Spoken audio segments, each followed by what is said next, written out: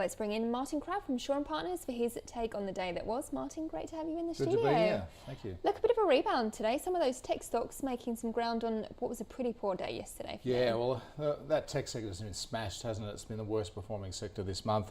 Mostly US payment stocks. So the biggest tech stock in our market still Afterpay, about almost 2% of the index at the start of the month, and that's getting killed because of Square, which is the company that's buying it for a script bid, is also getting killed. But yeah, a lot of those tech names, and big bounce on Wall Street, big relief rally on Wall Street, particularly in the Dow Jones. So as you went down, the indices it was less so, but yeah, the Russell 2000 was up 2.5% last night, so big rally. But three things today. One is the China trade data and also developments in the property sector there.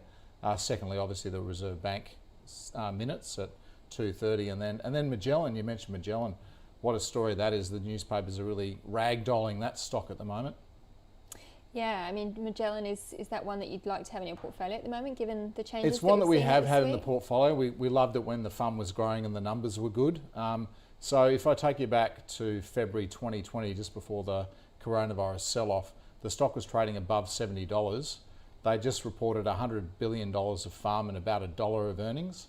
Today they've got $114 billion of FUM and probably $2.50 of earnings, and the stock's below $30. So you know how the mighty can fall, but it just seems the wheels are falling off this one. So the surprise resignation of their CEO Brett Cairns really took the market by surprise, and the fact that the company didn't fill that vacuum, just said personal reasons. So the markets hate a vacuum, just like nature, so they tend to fill it with bad news, and the Financial Review have certainly helped with the bad news story there. So a couple of negative articles there about the company and its founder. So really friendless at the moment. It's on a 7% yield. So if you believe in turnarounds, maybe Magellan's one to start looking at. It's not the worst portfolio in the world. They've had some pretty bad returns, but I think fundamentally there's some still good people at Magellan. So definitely worth looking at, but it's a bit like catching a falling knife right now.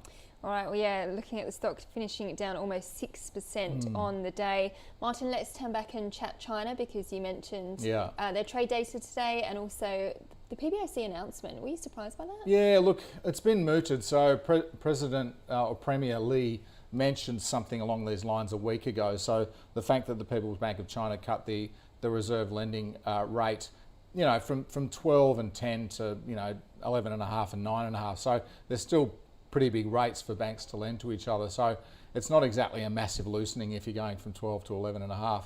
But there's another couple of things interesting today. Two property development companies, one called Logan and another one called Shimao, both had equity issues at steep discounts. So both 150 mil raises, so not big, but one was 8.5% discount, the other was almost 10% discount. So that tells me the developers can't get funding, and they're going to the equity markets and they're having to really drop their trousers, so to speak, to get the money. So that's not a good sign. And the other one is Evergrande. So Evergrande had some debt that's due next year, which had fallen from $1 to 20 cents.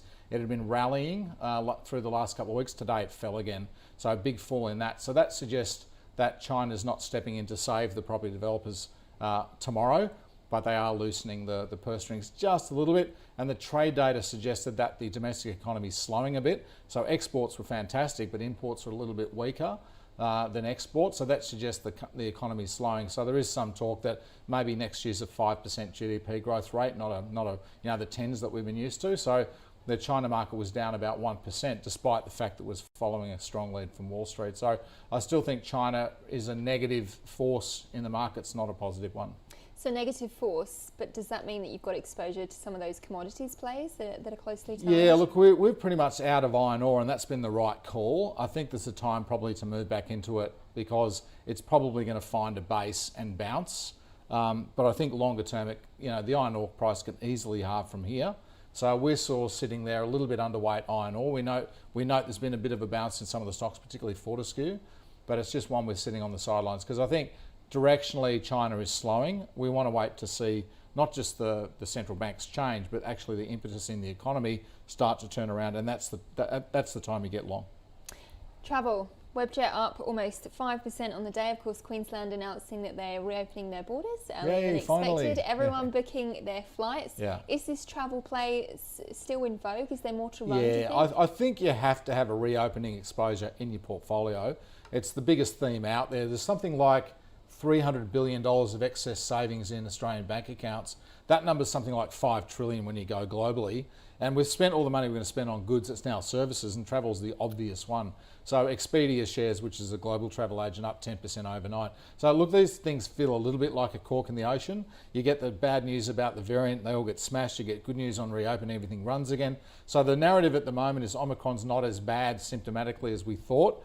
So there's a bit of a relief rally going on in recovery stocks. But I think looking at portfolios, ask yourself, what have I got that's exposed to reopening? Is it Qantas? Is it Transurban? Is it some other stocks that are going to do well? Is it Harvey Norman and these sorts of stocks where people are going back shopping again, people are going back experiencing travel, etc. You know, in our portfolios, we've got Qantas and Transurban. That's the way we play it, but I think every portfolio should have something.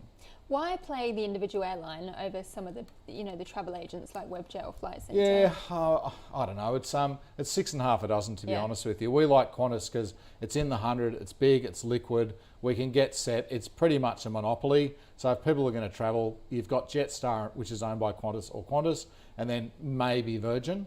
Globally, it's a different story. There's a lot more choice, but certainly domestically, which is where I think Aussies are going to travel to next. They're not going to travel necessarily to the UK or Europe or North America. They'll go to Queensland, and maybe one day we can go to Western Australia if they ever reopen. But now the sort of Sydney to Queensland, Melbourne to Queensland corridors, they're kind of owned by Qantas, so I think that's a good way to play it.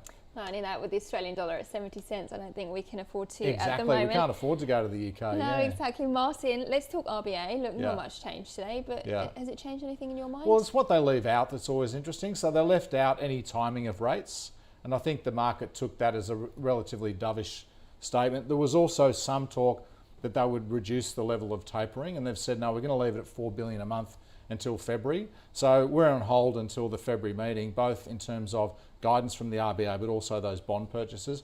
There was a pretty good argument for them to taper, because they put the 3 conditions at the end, one of which was what are other central banks doing. The FOMC meets on the 14th to 15th. You know, they don't talk to each other every day, these central banks, but I'm pretty sure the lines of communication are open, and I'm pretty sure the Fed's going to taper more aggressively in February. So the fact that we didn't taper suggests that we're still a little bit dovish, even though the GDP data has come in very strong. Retail sales have been better. Capital expenditure intentions are much stronger. So our economy looks like being upgraded in terms of growth next year. I was little bit surprised, as was the market, that we weren't a little bit more hawkish. So we saw when you did the intraday chart there, 2:30 when those minutes came out, the market rallied, not massively, but certainly the tone was up. So inflation is still the narrative, isn't it? They're still looking for that target band. Is it going to arrive, and is it going to come through wage inflation? You can definitely see it overseas. I mean, the CPI in the US is 6.2%, but the headline inflation here is not anything like that. It's more like 3. So we're probably printing half of the inflation of the rest of the world. I suppose the interesting factor in that is the currency. So, you know, we're breaching 70 cents as we speak, or looking to breach 70 cents as we speak. That's a 10% fall in the dollar. We still import a lot of stuff from overseas. So that inflation is going to feed through. So forget about tightness of labour, forget about tightness of supply chains. The fact that we've got a fall in currency by that much, that just adds fuel to the fire. So, you know, very surprising in that light that the Reserve Bank's not saying, well, the currency's falling, labour market's tight, can't get raw materials, why don't we reduce tapering here? All the other central banks are doing it. They chose not to. So I think the Reserve Bank is still very cautious on the domestic economy, even though all the private economists we talk to are upgrading for next year. It's a little bit of a mismatch. It just talks to the central banks being behind the curve on inflation. Martin, great to chat as always. Thanks so much for joining us. Thanks for having me.